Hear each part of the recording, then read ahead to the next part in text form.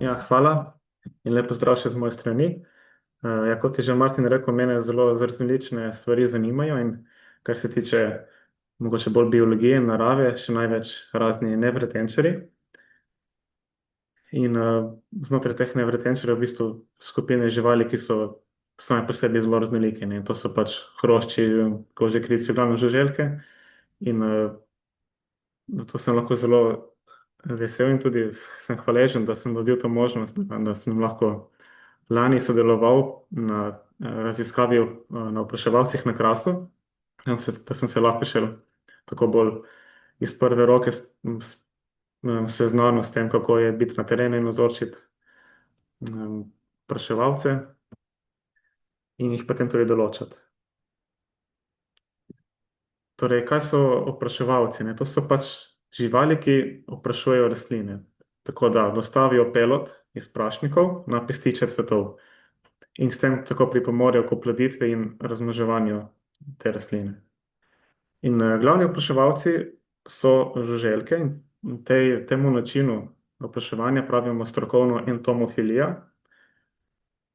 Glavni opraševalci so torej čebele in tudi veliko drugih skupin žuželk, kot recimo veliko rodov os, muh, metuljev ter tudi hroščev. Manj pogosto so opraševalci lahko tudi vretenčarji, recimo razni ptiči, recimo kolibri, mogoče v kakšnih bolj tropskih predelih, ne.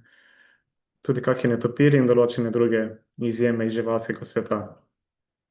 In v bistvu opraševanje se je razvilo skozi dolgotrajno koevolucijo, torej rastlin skupaj z samimi opraševalci. Tako da so v bistvu rastline razvile lastnosti s to selekcijo na opraševanju. Torej, govorimo o obliki cvetov, velikosti, barvi, vonju cvetov, času cvetenja, sezonsko in tudi o kemijski sestavi in količini nektarja.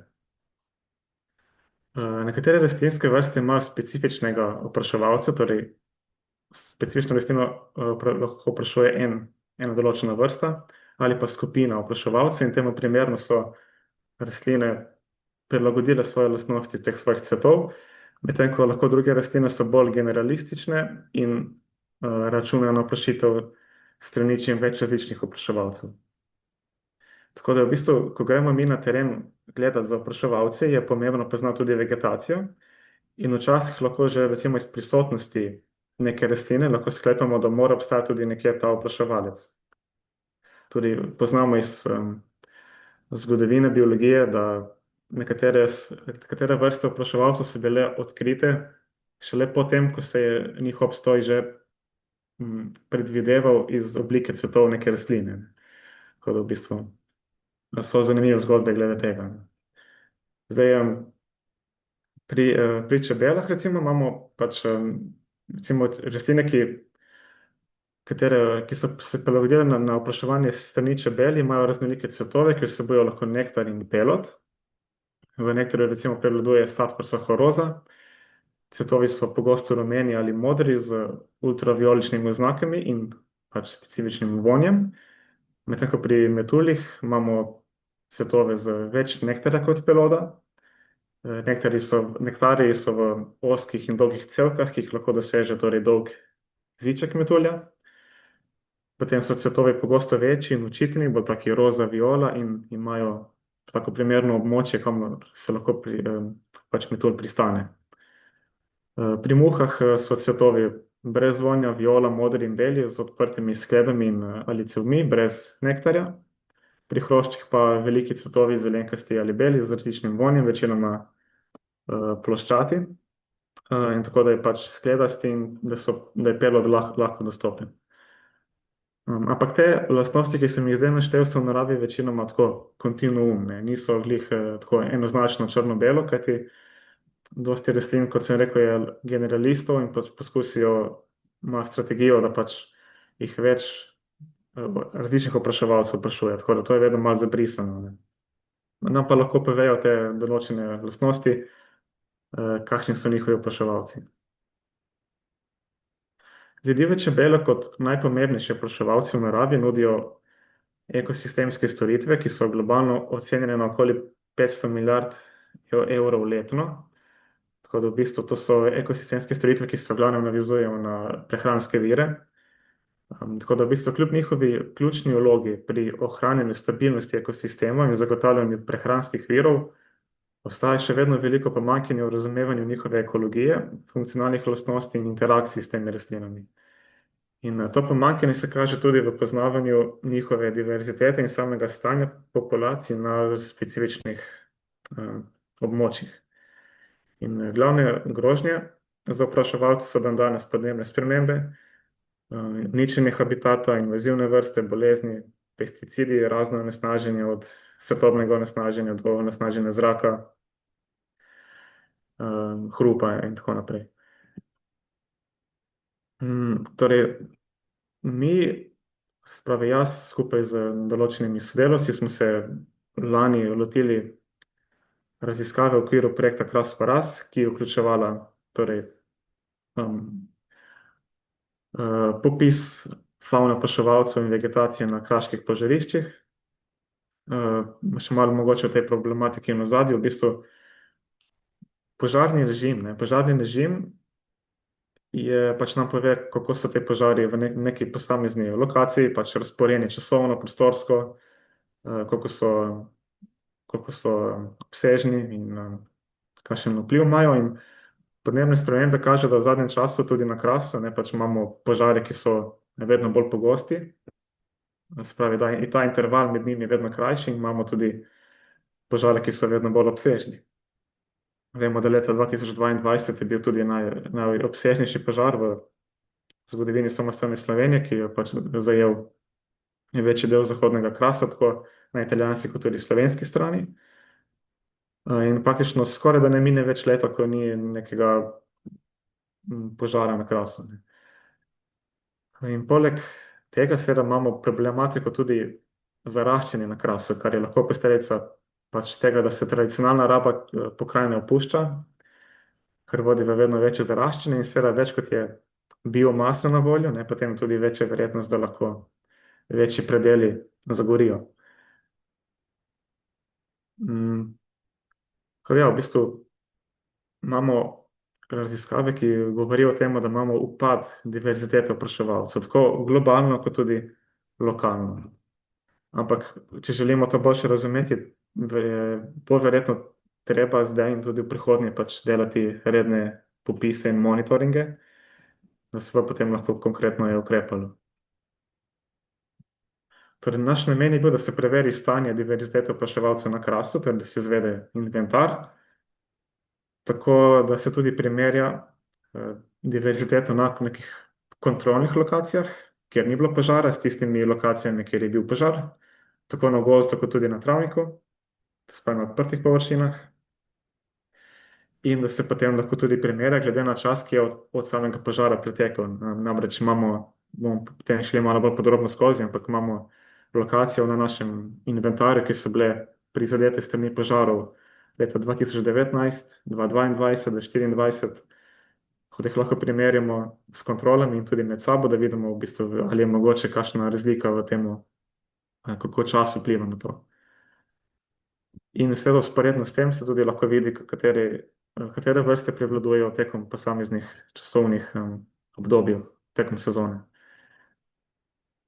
V bistvu opis območja naše raziskave je, torej gre za zahodni Kras, območje občine Mirna Kostanjevica v glavnem, okrog hriba Trstelj in vasi Selna, Krasu in Cerje, ki so bili prizadeti s strani požarov, kot sem rekel, v teh 3 letih.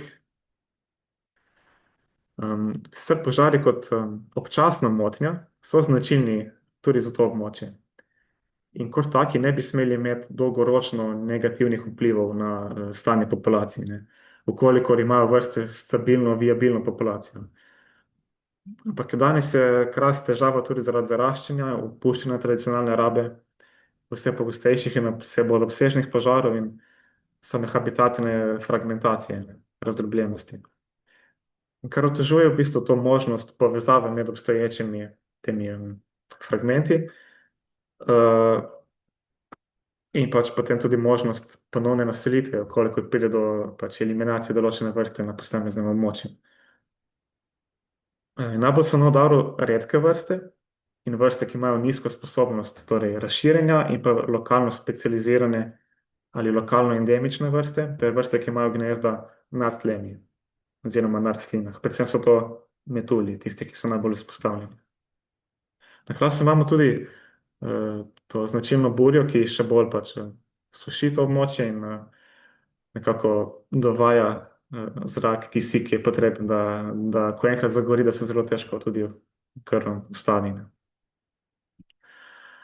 No, za popis torej, favno opraševalcev smo uporabili podatke Zavoda za gozdove Slovenije in digitalnega ortografskega posnetka območja in konkreten končni izbor vzorčnih ploskv smo pa določili po terenskem ogledu. Izbrali smo torej Trstelj, ker je bil požar leta 2022 in nazadnje leta 2024, območje okoli vasi Sela na Krasu, ker je bil požar leta 2022 in Cerje s požarom leta 2022 in 2019. In na vsakem izmed izbranih območij smo določili površine, kjer ni bilo požara, torej kontrolne površine, in pogorele površine, ki smo jih nadalje razdelili na travniške, prte in gozdne površine, torej gozd. In na vsaki lokaciji smo pač potem izvedli popis opraševalcev.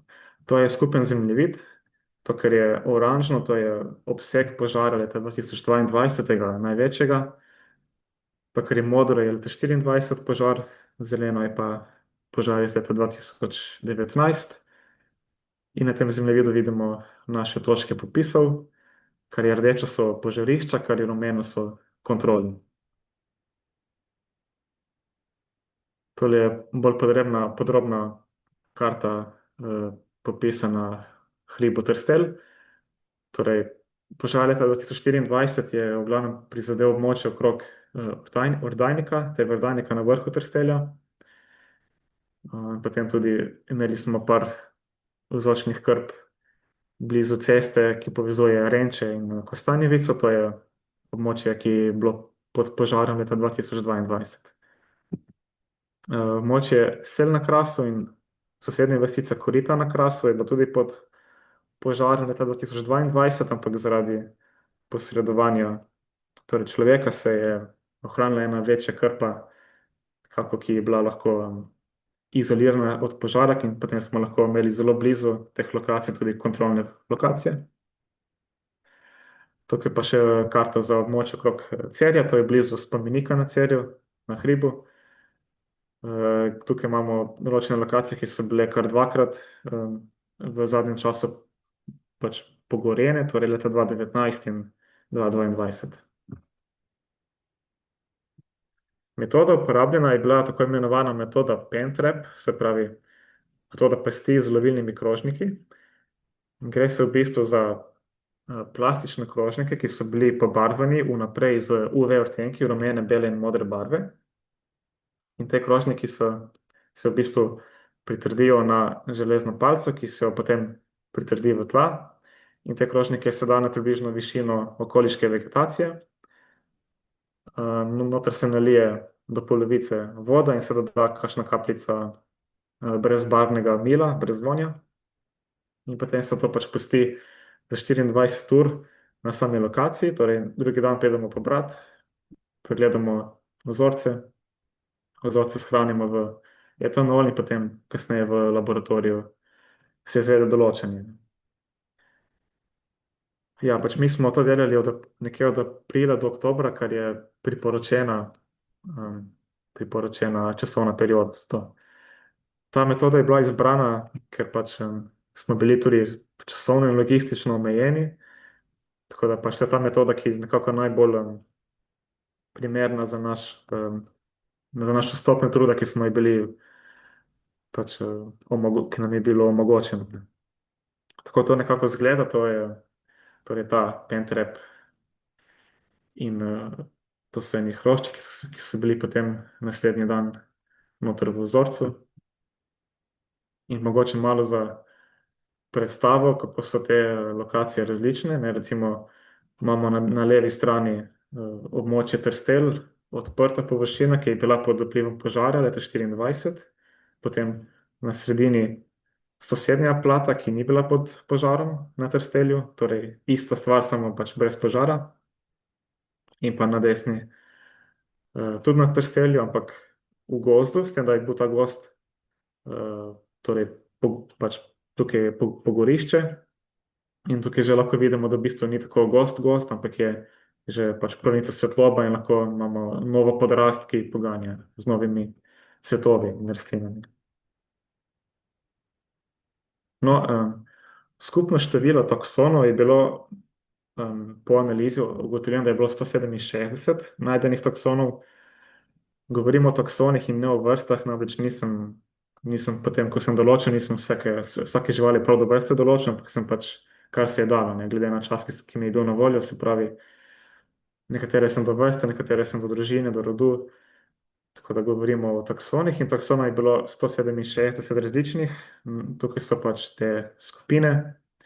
Glavni so Hymenoptera, torej kožekrilci, Coleoptera hrošči, dvokrivci, metulji in vsi ostali. To, kar je črno, to je v bistvu prilov oziroma bycatch. Ne. To niso zares opraševalci, ampak so pač neke živali, kot so recimo stenice, kakšni pajki, kobilice in tako naprej, ki se pač naključno lahko znajdejo v teh pasteh. Imamo pa, torej, jasno je, da to velja za opraševalce, kajti imamo največ kožekrilcev, to so glavni opraševalci in hroščev. Ne.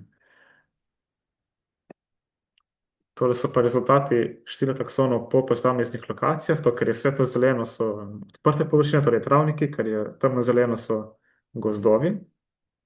Lahko vidimo, da so najbolj vrstno pestro območje travniki, predvsem tisti, ki so bili ob recentnem požaru prizadeti. Torej, kot vidimo tukaj Trstelj, Trstelj travnik 2024, Trstelj gozd 2024 požarne. Okrog 45 določenih taksonov, potem najmanj so pa gozdne kontrole, torej Trstelj, Sela in Cerje, gozdna kontrola, ker je čisto pričakovano, kajti v gozdu imamo najmanjše število svetlobe in cvetov. Torej, največ število taksonov je bilo najdenih na področju Trstelja, kar je verjetno vpliv recentnega požara, ki je to območje odprl. Namreč diverziteta je praviloma največja na odprtih kraških travnikih, ker je prisotno tudi veliko cvetočih rastlin. In najmanjša diverziteta, tako generalno gledano, je na Cerju, tudi območje, na katerem smo imeli vzročne lokacije, ki so utrpele dva požara. Kljub temu, da načeloma velja, da se 2 do 3 leta po požaru pričakuje visoko diverziteto opraševalcev, so lahko te pozitivni učinki manjši ali celo negativni v primeru, da imamo bolj pogoste požare z majhnim časovnim intervalom. Kajti v bistvu potem ni omogočenih pogojev, da združbe lahko oblikujejo stabilno populacijo. Ja, torej Trstelj je tisto območje, ki se je pokazalo kot najbolj pestro, Celje kot najmanj. Načeloma požar torej poveča diverziteto v primerjavi s kontrolnimi točkami. In seveda odprte površine imajo večjo diverziteto kot gozdne površine. Torej požar načeloma ne deluje tako, da nek gozd odpre, pač omogoči pogoj rastlinam, da pač cvetijo, torej te nižje in hitro rastoče rastline, ki pač v gozdu ne morejo uspevati. In v bistvu torej na gozdnih površinah precej poveča, na tistih že vzpostavljenih travnikih pa lahko kratkoročno zmanjša, tako da v bistvu nekako izenači te dve skupini območij. In kaže na to, da dokler je požar recenten, lahko povzroči večjo diverziteto, generalno gledano, ampak ta začne kopneti tekom časa, ko se pač začne površina nazaj zaraščati.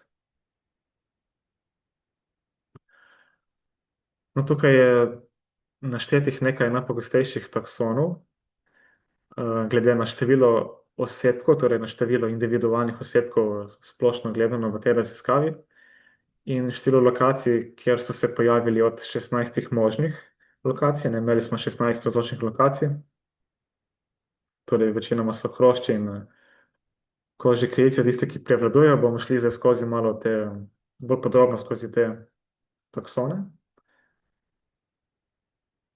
Torej, kožje krilice so tiste najbolj znani opraševalci, ki imajo največji učinek. Torej, tukaj med kožje krilice spadajo vse čebele, ose, mravlje tudi. No, in prva družina, ki se bomo danes malo bolj podrobno pogledali, so prave čebele, torej družina Apide. Tukaj je najprej izpostavljena medonosna čebela, torej Apis mellifera. Tukaj v oklepaju N je enako 63, to pomeni, torej, da je bilo 63 osebkov te vrste najdenih torej na naši raziskavi. Ne. Torej, to so delavke. Torej, delavke so tiste čebele, ki letijo in pač od cveta na cvet in pobirajo nektar in pelod, ker gre za eusocialno vrsto, torej vrsto, ki ima vloge dodeljene. Torej, imamo matico, imamo delavke, imamo samce in vsaka pač ima neko svojo funkcijo in tvorijo neko veliko kolonijo, ki lahko šteje od 40 do 60 tisoč osebkov. Tudi na tej sliki se lepo vidi ta podolgasta bananasta celica na prednjem robu kril. In to je v bistvu že tak giveaway znak, da gre za medonosno čebelo. To je v bistvu udomačena vrsta, ki je v naravi prisotna predvsem zaradi vpliva človeka. Ne. V bistvu, ki je podivjala, ne, in je danes pravzaprav ena najpogostejših čebel na naših koncih. Mm. Torej, imamo Slovenci tudi precej take, naša nacionalna zgodovina je vezana na to čebelo, ne imamo pač kranjsko čebelo, ne kranjsko medonosno čebelo, to je ena posebna sorta. No, pač to med Slovenci je kar tako, taka zgodovinska lastnost, smo čebelari, ne, tako, predvsem na kakšni Dolenjski, Gorenjski in tako naprej. In ni nobeno presenečenje, da imamo tudi v naravi pač neke take unešene vrste, ne, ki so zelo pogoste. No, naslednja skupina oziroma rod znotraj družine Apide so čmrlji, torej bombus. Mi smo imeli na raziskavi več vrst čmrljev, torej bombus argillaceus, lucorum, hortorum, pascorum, terrestris. Na sliki pa imamo še bombus lapidarius, ki sicer ni bil prisoten v vzorcih, ampak sem ga srečal na terenu in tudi pozneje lahko po sliki določil. Teh je bilo skupno 15 osebkov. Čmrlji so znani po tem, da so torej bolj taki dlakavi, ne bolj gosto pokriti z dlakami. In čmrlji so tudi prav tako socialna vrsta, ne? Ampak na malo drugačen način, imajo kolonije dosti manjše kot medonosne čebele. Matica recimo prezimi in potem spomladi, zgoraj spomladi začne letati in ustvariti novo kolonijo, tako da v bistvu zdaj je tako časovno, tak čas je, ko lahko vidimo čmrlje matice, ki letijo v tem času, torej to so malo večji kot navadni čmrlji in v bistvu iščejo možnosti za vzpostavitev novih kolonij. No, pač v bistvu s temi popisi opraševalcev je dobro začeti ne preveč hitro v sezoni, ker treba je paziti, da se ne polovi preveč čmrlih matic, ker vemo, da pač brez matic ni kolonije, ni vseh nadaljnih rodov. In tudi pač ta sorta pasti, torej pentrap pasti, niso najboljše za loviti čmrlje, tako da se tudi na tak način nekako zmanjša vpliv na v bistvu same njihovo preživetje. Obstajajo druge sorte pasti, ki so bolj primerne, recimo viseče pasti, so bolj primerne za lovljenje torej čmrljev. Potem znotraj te družine pravih čebel sem tukaj hotel izpostaviti še dva rodova, to je Eucera na levi strani, to je ena taka čebela rožičarka po slovensko, ki meni zelo pri srcu, ki je taka luškana, ki ima, predvsem samci imajo dolge tipalke, ki lahko segajo do konca telesa.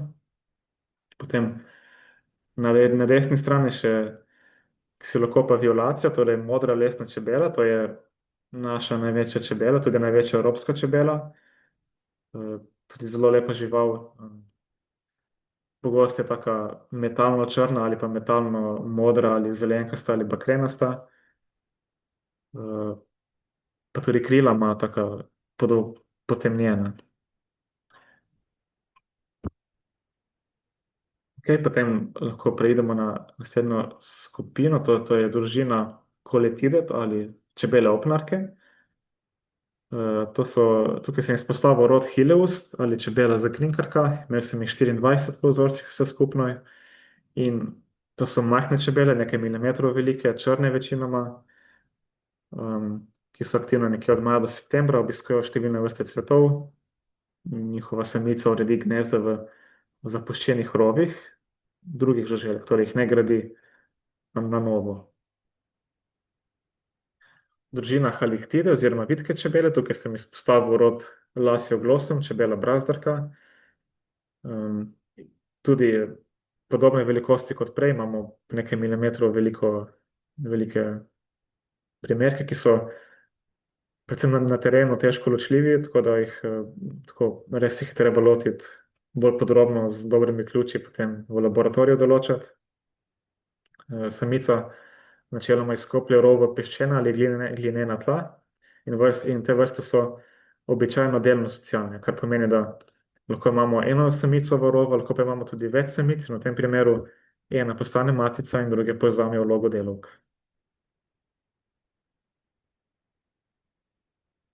Družina znosk oziroma megahilide po latinsko. To so čebele, ki so prepoznane po tem, da imajo na spodnji strani zadka krtačo, torej taka struktura za nabiranje peloda, in pri njih je samo na spodnji strani, medtem ko pri drugih samicah, drugih čebel je lahko tudi na nogah ali pa druge po telesu. Megahilide, torej znoske, gradijo gnezda iz blata ali listov in tudi imajo rove, in nekatere vrste so tudi kleptoparazitske, kar pomeni, da lahko kradejo hrano in tudi gnezda drugim vrstam. Tukaj sem izpostavil dva rodova, eno je osmija oziroma dišavka, to je tudi samotarska čebela, ki gnezda dela iz blata, in pa rod Liturgus, tukaj imamo Liturgus crisurus, to je rdeči rita tesarka po slovensko, to sem imel samo eno, ki običajno leti na nebinokah, in tukaj imamo pač je kar taka precej večja čebela, ki je prepoznana torej po tej odlačenosti in tudi po rdečih dlačicah na koncu zadka.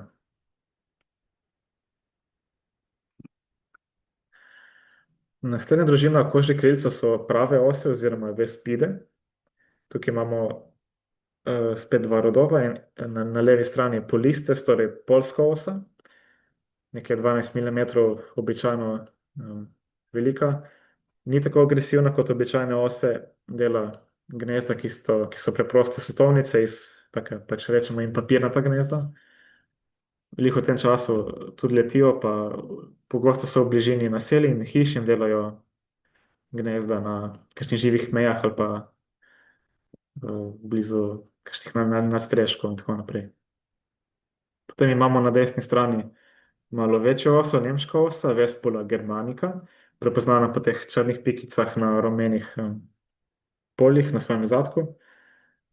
Ta je pa precej bolj agresivna in poleg tega, da pleni manjše žuželke, je tudi torej leta po cvetovih in liže sadne sokove in nektar. Tukaj v bistvu prave ose niso več tako pomembni opraševalci kot prave čebele, so pa vseeno prisotni. V svojih vzorcih sem imel tudi dva predstavnika družine skoliide, recimo dlakava skolja, skolja hirta.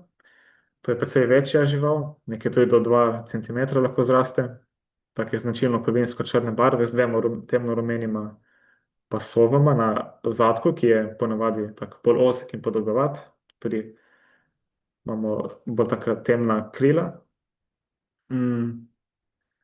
Hranijo se z nektarjem, večinoma na kobunicah in nebinokah. Gnezda so talni rovi, kamor dajo mrtvičene ličinke, zlatih minic, torej hroščev, in jih dajo za hrano svojim ličinkam. Potem imamo tukaj še skupino kožnih krilcev, ki jim rečemo simifita po latinsko, torej široko pase ose. So značilne po tem, da imajo bolj homogen prehod med oprsjem in zadkom.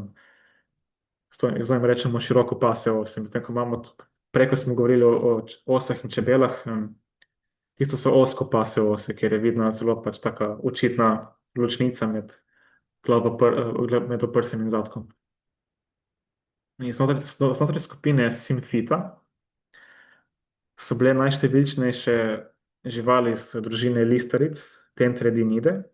Tukaj imamo dva predstavnika rodu Makrofija, Makrofija alboanulata oziroma bezgova velenoška in Makrofija montana, gorska velenoška. Ti dve vrsti sta bili zelo, zelo številčni, predvsem aprila in maja, torej govorimo o skupnih številkah 205 za bezgovo, 294 za gorsko velenoško. To so okrog 10 mm velike živali. Bezgova velenoška, taka gozdno-grmovna vrsta, gorska velenoška ima malo več teh rumenih segmentov na zadku. Zadnje noge so običajno večje od vseh ostalih in se pač pojavlja po soцветih kobulnic in nebinok, občasno tudi pleni listne uši. Njihove gosenice so podobne, torej njihove ličinke so podobne gosenicam, rečemo jim po slovensko pa gosenice in se pač pojavljajo na bilkah, na travah ali pa na rastlinah. Ok, zdaj preidemo na naslednjo večjo skupino, to so hrošči. Hrošči so za razliko od prej, tukaj imamo samo en par kril, s katerim letijo, in drugi par kril je preobražen in so v bistvu ima funkcijo pokrov, rečemo jim pokrovke oziroma elitre po strokovno. Tako da hrošči so malo bolj robustni in za začetek bom tukaj predstavil družino krasnikov oziroma buprestide. Rod, ki je bil najbolj pogost, je rod Antaxia oziroma cvetnik oziroma tudi cvetni hrošč. Celokupno število osebkov iz tega rodu je bilo 360 različnih vrst. Tukaj sem recimo dal nekaj slik Antaxia hungarica, to je malo bolj podolgovat cvetnik, potem imamo Antaxia nitidorod v značilnih barv, bakreno rdeče in modre barve, potem spodaj Antaxia verjetno fulgurans, je taka bolj zelenkasta, rjavkasta.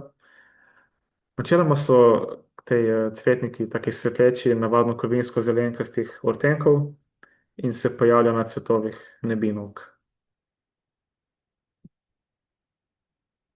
Naslednja skupina, družina cerambicide, torej kozlički. Tukaj so kozorogovi kozlički, to je rod Chlorophorus. Imeli smo 3 vrste, Chlorophorus varius, figuratus in Chlorophorus sartor. Malo številni, ampak taki zelo očitni, lepi, prepoznavni, ker imajo imitacijo na nek način barv in vzorcev od čebel in drugih kožnih krilcev. Recimo imamo črno-rumene vzorce na tem Chloroforosu variusu, to je spremenjavi kozorogov kozliček, potem na desni tudi podobne vzorce pri figuratusu. Ja, so pogosti na cvetovih košarnic in kobulnic, večinoma tako na travnikih, ampak v naših vzorcih so bili dokaj redki. En kozliček, ki je bil malo bolj pogost, je mali vitki kozliček oziroma Stenorella melanura, njegova sorodna vrsta dvolisi vitki kozliček, Stenorella bifasciata. Malo manjši kot Chlorophorus, je pa tudi prepoznaven po tem, da ima večinoma črno telo, edino te elitre so bolj take rdečkasto rjavkaste. In to je hrošč, ki je pač zelo pogost na cvetovih v tem toplem delu leta. Pisanci, to je naslednja družina, kleride hroščev. Tukaj sem izpostavil navadnega čebelega volkca, to je Trichodes apiarius. Imel sem 3 primerke, torej po 9 do 16 mm v dolžino merijo. Čebelji volkec je poraščen z rumenimi dlakami in ima živo rdeče posobe na črnih elitrah. Pojavljajo se nekje od maja do junija samo na cvetovih nobinovk in kobulnic in njegove ličinke odlaga v gnezdih čebel rodu osmija megahile, ker se hranijo z njihovimi ličinkami in jajci. Zaradi tega se kliče volkec, ne, ker pač podobno kot volk pride do štale z ovcami, ne, potem tudi tako ličinke od tega hrošča se hranijo z ličinkami od čebel. Kresnice, verjetno vsem dobro znani hrošči, Lampiris noctiluca oziroma velika kresnica, imel sem jih 29 v vzorcu, to je dokaj razmeroma velik hrošč, ki ima očiten spolni dimorfizem. Tukaj vidimo torej samca, neki samec je leteč, samica ne leti, tako da ni nobene presenečenja, da so bili v mojih vzorcih samo samci. Torej, znani so potem, da imajo bioluminiscenco, torej da imajo svetilni organ na koncu zadka, kjer so pač te svetilni organi, s katerimi se lahko potem po noči sporazumevajo. In so aktivni v glavnem junija, tudi julija.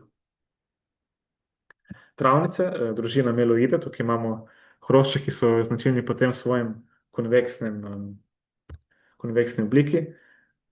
Med temi je bil skrajno številčen tudi tale spremenljivi pliščnjak oziroma Milabris variabilis, ki ima tako črno-oranžne litre, ampak barva in vzorci so precej variabilni.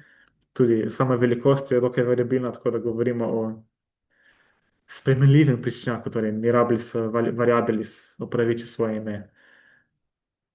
Najbolj pogost je bil maja in junija v mojih vzorcih, pojavlja se tako na cvetovih in ga recimo potem od tega čebeljega volkca dobro ločimo, potem, da je malo večji in ima konveksno obliko. Tole so trneri, družina Mordelida, to so zelo majhni hrošči, ki se pojavljajo tako na cvetovih nebinovk in kobulnic, črni in značilni so potem, da so vitki in imajo trnato podaljšan zadek. Te hrošči so bili tudi najštevilčnejši izmed vseh organizmov v teh naših vzorcih. Potem skupina Edemeride, to je družina bleščečih roginov, taka zanimiva in lepa družina. Imeli smo 3 različne vrste, Eudemera flavipes, Eudemera nobilis in Eudemera femoralis. Pogosto imajo metalne ortenke, zelenkasti, modri so oziroma bakreni. In predvsem samci so značilni po tem, da imajo na zadnjih stegnih, na zadnjih nogah imajo debeljena stegna. In njihove litre, torej te pokroke, se ne stikajo po celotni telesni dolžini, ampak samo na začetku, potem pogosto se lahko malo razmejijo. Mene ima to spominja na kakšne take veštite oziroma take Nobel obleke. Tole so minice, poddružina cetonine, družine skarabejev. Imamo najbolj pogosto vrsto od minic, to je kosmata minica, Tropinota hirta, teh je bilo 122. Tudi njej sorodna vrsta, žalni cvetožer oziroma Oxytira funesta, zelo podobna, malo bolj redka, ampak oba sta približno 10-11 mm povprečje velika, črna z belimi pikicami, s tem, da kosmata minica, kot že ime pove, je bolj porasla z dlakami. Ena bolj znana minica, to je zlata minica, Cetonija aurata, tak konkreten hrošč, ne, metalno zelen, precej velik, ki se pojavlja na cvetovih kobulnic predvsem in tudi grmovnic, torej na glogu, kalini, besku in šipku, tudi na kakšnih drevesih, recimo v rožnicah ga lahko vidimo, obleta cvetove. In še ena minica, to je Trichius oziroma Pelodar,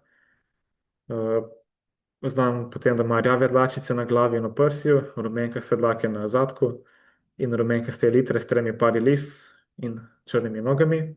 Pojavlja se nekje od maja do avgusta. V bistvu se vidi, da znotraj skupin Ne. Tudi sorodnih živali so zelo raznoliki, ne, tako po izgledu. Ne. Prejdemo zdaj iz hroščev na dvokrilce.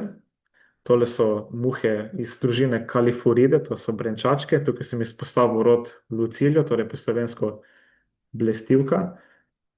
To so manjše muhe, ki so kovinsko-zelenkastih barv z rdečimi očmi, pogoste na cvetovih, tudi na mrhovini, na gnilijočem sadju, na iztrebkih tudi, seveda.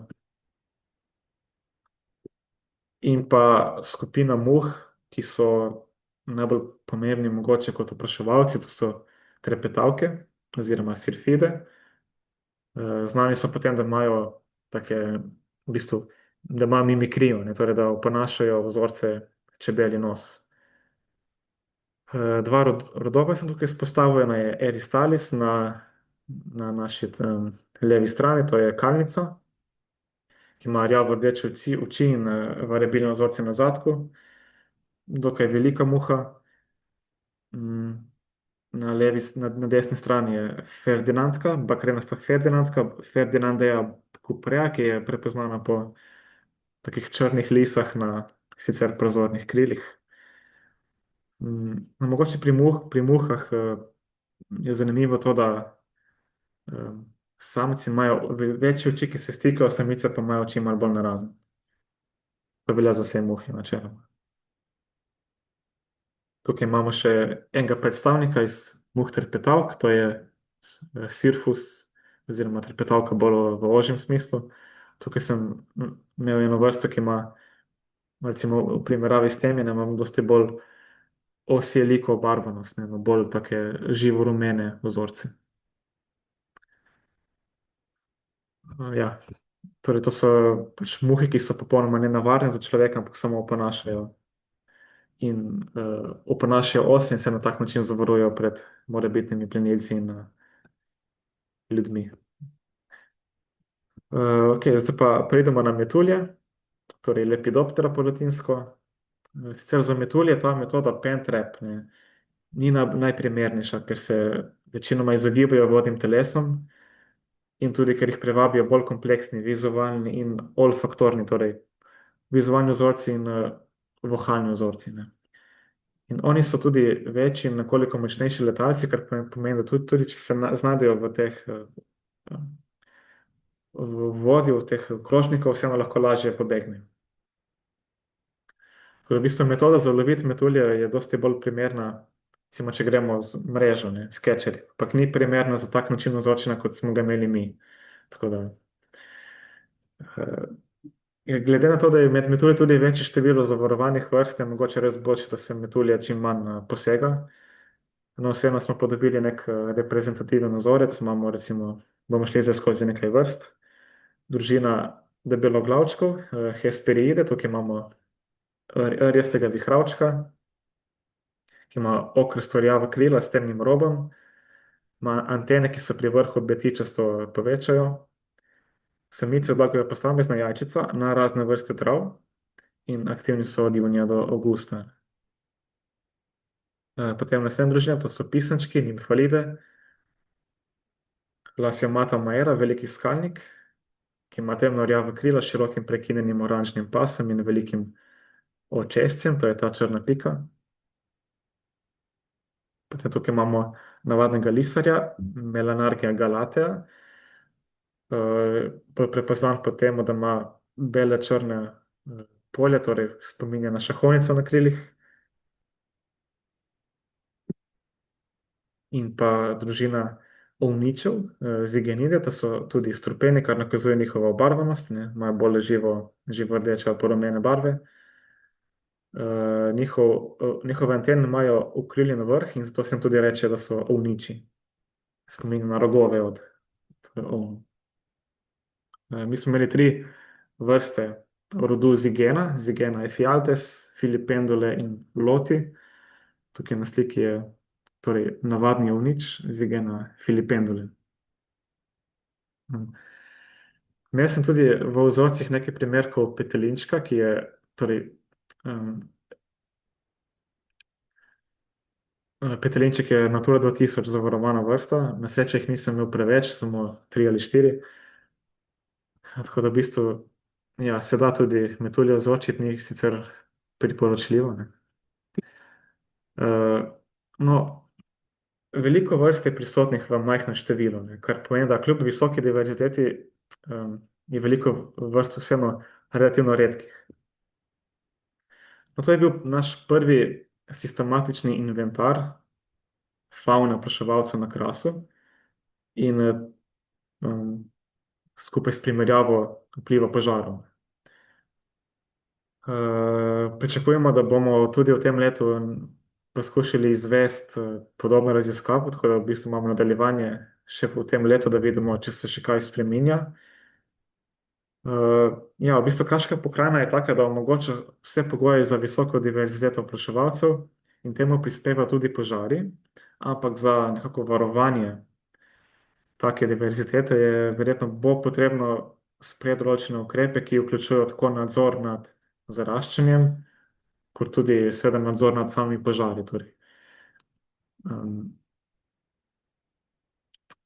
Potrebno bo tudi izvajati redne monitoringe, tako da se ve, kdaj je mogoče kakšna vrsta prišla kot tujerodna, invazivna, kakšno je stanje populacije, ali imamo morda upad določenih taksonov, ali pa imamo mogoče že izumrtje določenih taksonov. Tako da v bistvu, dokler se ne ve nič, je lahko kaj govoriti. Ne. Ko pa imaš dejansko rezultate, potem se več ne govori, ampak tudi kaj naredi. Tako da upam, da se bo v prihodnosti tudi kaj začelo v teh opraševalcih čim bolj govoriti. Vemo, da Kras brez človeškega vpliva je samo pač zaraščanje, ne, ali pa požar. Ja, tako da potrebno bo nekako najti neke skupne interese med ljudmi, ki so prisotni na Krasu, med naravovarstveniki, med prebivalci in vsemi ostalimi, da se nekako najde neko skupen interes, da se potem to ohranja tudi za voljo ekosistemskih storitev, kot sem prej rekel. Tako da, ja, to je v bistvu to z moje strani.